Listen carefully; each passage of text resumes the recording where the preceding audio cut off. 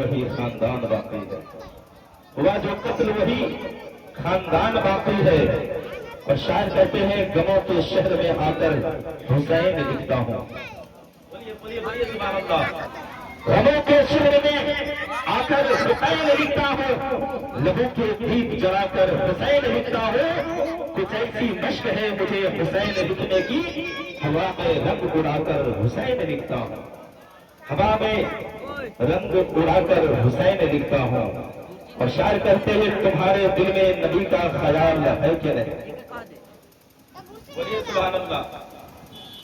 تمہارے دل میں نبی کا خیال ہے کہ نہیں؟ بولیے بولیے بولیے۔ تمہارے دل میں نبی کا خیال ہے کہ نہیں؟ جہاں کا سب سے اچھا سوال ہے کہ نہیں؟ سنا ہے میلہ لگا ہے حسینی چہروں کا، چلو دیکھو نبی کا بلال ہے کہ نہیں؟ چلو دیکھیے نبی کا بلال ہے کہ نہیں۔ میں پنجتن پاک کے نام سے میں چند شعر آپ تک پہنچا رہا ہوں، اگر اچھا لگیں گے تو بولیں گے۔ پیش کی کہہ دیں محبت سے سبحان اللہ۔ کہ پہنچنا ملے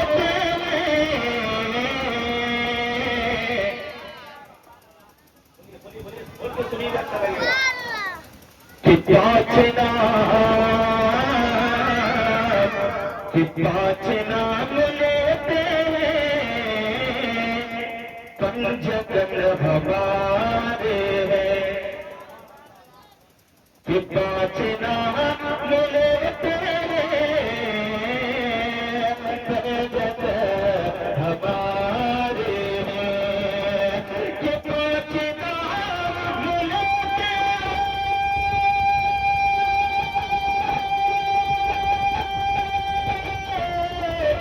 پہنچنا ملے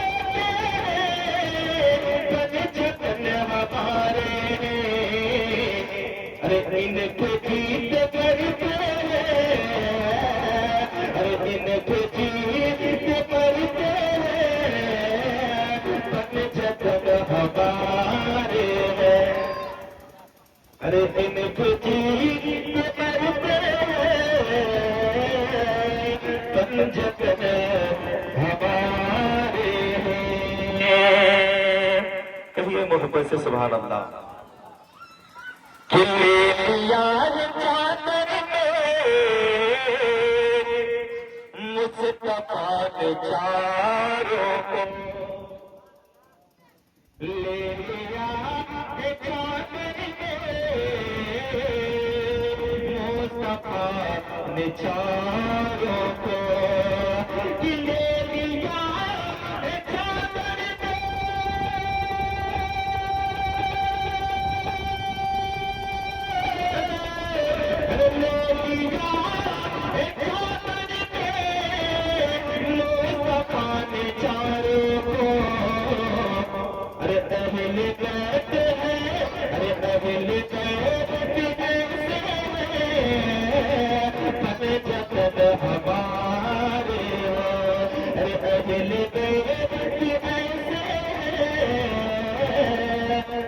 پنجتن ہمارے ہیں۔ اور میرے نبی نے فرمایا ہے کہ میں جس کا مولا ہوں علی اس کے مولا ہے۔ کہے سبحان اللہ۔ نبی نے فرمایا کہ میں جس کے مولا ہوں علی بھی اس کے مولا ہے۔ ایک شعر پہنچاتا ہوں، تاریخ کی روشنی میں شعر مولا فرمایا، کہہ دے محبت سے سبحان اللہ۔ بہت بڑھیا سیٹنگ کی ہے، ہلکی سے آواز کو کھول کے بولیے سے۔ کہ جس کے ہے علی مولا اس کے ہے نبی مولا، ارے جس کے ہے علی مولا اس کے ہے نبی مولا، ارے جس کے ہے علی مولا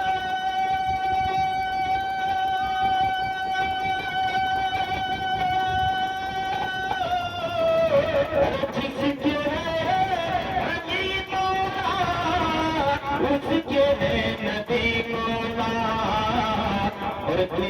اور کسی کا تارا ہے، اور کسی کا تارا ہے،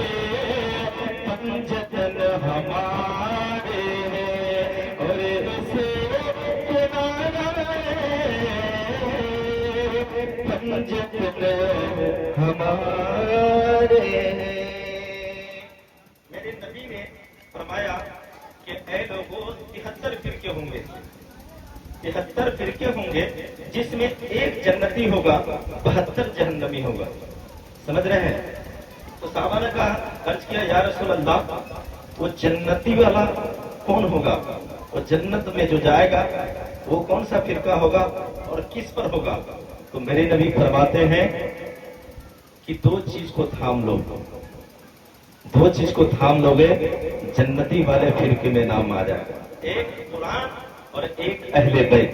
الحمدللہ ہم جو بھی کلام کو پڑھتے ہیں اہل بیت کے ہی لیے پڑھتے ہیں، اور پنجتن پاک جس کو کہتا ہے تو قرآن پر ہی مانتا. میں ایک شعر پہنچا رہا ہوں، مراد فرمائے یہ انگلی کتنے ہیں؟ پنجتن کو اگر دیکھنا ہو تو اپنے ہتھیلی کو دیکھیں، محبت سے پورا مسئلہ کہہ دے سبحان اللہ.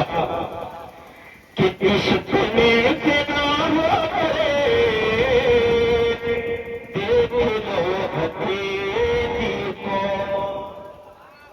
عشق میں پھیلا ہو کرے دیکھ لو ہتھیلی کو.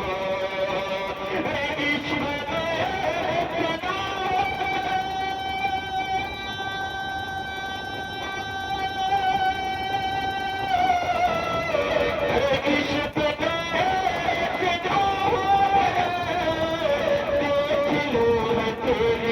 عشق میں پھیلا دیکھ لو ہتھیلی کو.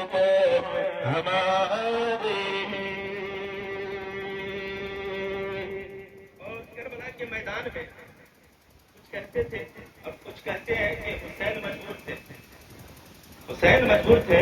ارے ان کے بیٹے کے بیٹے بیٹے کے بیٹے سیدنا حضور خواجہ غریب نواز جب ایک پیالہ میں پورے انا کو سمیٹ سکتے ہیں کرامت سے، تو آپ تو ایسے تھے جن کو نبی نے چوما ہوا. آپ تو ایسے ہیں کہ جس کو میرے نبی نے کاندھے پر بیٹھایا ہو، اور آپ تو وہ ہو کہ اپنے بیٹے کے لیے اللہ تبارک و تعالی سے پیارے نبی صلی اللہ تعالی علیہ وسلم جب آپ اپنے بیٹے حضرت ابراہیم کو اور حضرت امام حسین کو دونوں جانگوں پہ رکھے تھے اور کافی خوش تھے، مسکرا رہے تھے، کھل رہے تھے، اللہ تبارک و تعالیٰ جبریل امین کو بھیجا، کہا کہ جاؤ اور میرے نبی سے سلام کہنا اور کہنا کہ یا رسول اللہ اس دونوں میں سے کسے آپ کو رکھنا ہے، ایک کو اللہ کو دے. میرے نبی نے اپنے بیٹے حضرت ابراہیم کو دے دیا، اپنے نواسے کو رکھ لیا. کہیے سبحان اللہ. حضرت ابراہیم بچپنے کے عالم میں مثال کر گئے، میرے نبی کے بیٹے تھے، لیکن نبی صلی اللہ تعالی علیہ وسلم جانتے تھے کہ کربلا کے میدان میں یہی حسین اپنے کنبے کو قربان کر کر اور خود کو گردن کٹا کر ہمارے لائے گئے اسلام کی بنیادوں کو مضبوطی کے طور پر گاڑ کے جائیں گے. کہیے سبحان اللہ. اگر کربلا کے میدان میں امام حسین اپنے کنبے کو نہ کٹائے ہوتے، اپنے خاندان والے کو نہ کٹائے ہوتے، خود شہید نہیں ہوتے، تو آج ہم نماز پڑھنے کے لائق نہیں ہوتے. دنیا میں کہیں مسجد نہیں رہتی، اگر مسجد نہیں رہتی تو جیسے تیسے اس میں عبادت کرتی. یہ حسین کا احسان ہے. جب ان کے بیٹے حضرت زین العابدین جب کرامت دکھانے کی بات آئے تو حضرت زین العابدین نے جو کرامت دکھایا، حضرت زین العابدین کی عمر 14 سال کی ہے اور پیاسے ہیں. جب سب شہید ہو گیا، جب کافلا کو لایا گیا تو حضرت زین العابدین کے گلے میں توپ ڈال دیا، اتنا وزن والا توپ کہ حضرت زین العابدین ایسے جیسے نماز میں ہم لوگ رکوع کرتے ہیں ایسے رکوع کر کے چل رہے ہیں. پیروں میں بیڑیاں، ہاتھوں میں زنجیریں، سمجھ رہے ہیں، آپ کو باندھ دیجیے. ایک ایسے مقام پر پہنچے جنگل میں یہ واقعہ کہنا مقصد نہیں، کرامت کی باتیں ہیں. شوق میں بتاتا ہوں کہ جب ایک مقام پر جنگل کے راستے سے پہنچے، ایک بوڑھی خاتون ایک مٹری میں باندھے ہوئے آتی ہے، اور آنے کے بعد جو یزید کی اس میں سے جو کمانڈر ہوتا ہے اس سے کہتا ہے کہ اس میں کوئی ہے طبیب؟ اگر طبیب ہے تو بتائیں، میرے بیٹے کو زہریلے کیڑوں میں کاٹ لیا. عمرو بن شاد جو ہے مزاج میں کہا، وہ بیڑی جو پہنا ہوا ہے، وہ جو قیدی ہے وہ ہوگا، کہیں جا کے پوچھ لے. مزاج میں کہا. وہ بوڑھی گئی اور کہتے ہیں کہ آپ طبیب ہیں؟ حضرت زین العابدین کہتے ہیں الحمدللہ میں بھی طبیب ہوں، میرا باپ بھی طبیب ہے، میرا نانا بھی طبیب ہے، میرے پورے گھرانے ہی طبیب ہے. بولو کیا کام ہے؟ کہا بیٹا میرے بیٹے کو سانپ کاٹ دیا ہے، 7 لڑکی ہے، ایک ہی لڑکا ہے. کہا کہ میں کیسے جا سکتا ہوں، میں تو قیدی بنا ہوں، ان سے جا کے پوچھ لو. عمرو بن شاد کے پاس وہ خاتون گئی، کہا کہ ہاں وہ طبیب ہے، واقعہ میں وہ طبیب ہے. کہا کہ اگر میں اس کو بھیجوں تو مجھے کیا فائدہ ہے؟ کہا کہ میرے پاس یہ مٹری ہے، سونے اس میں بھرے ہیں، 7 لڑکی کا زیورات اس میں بھرے ہیں، اسے لے لو اور انہیں بھیج دو. کہا کہ ٹھیک ہے. پھر اس کے بعد حضرت زین العابدین کے طرف دیکھ کر عمرو بن شاد کہتا ہے آج اگر ہماری بات مان لیتے تو آج اس حال میں نہیں ہوتے.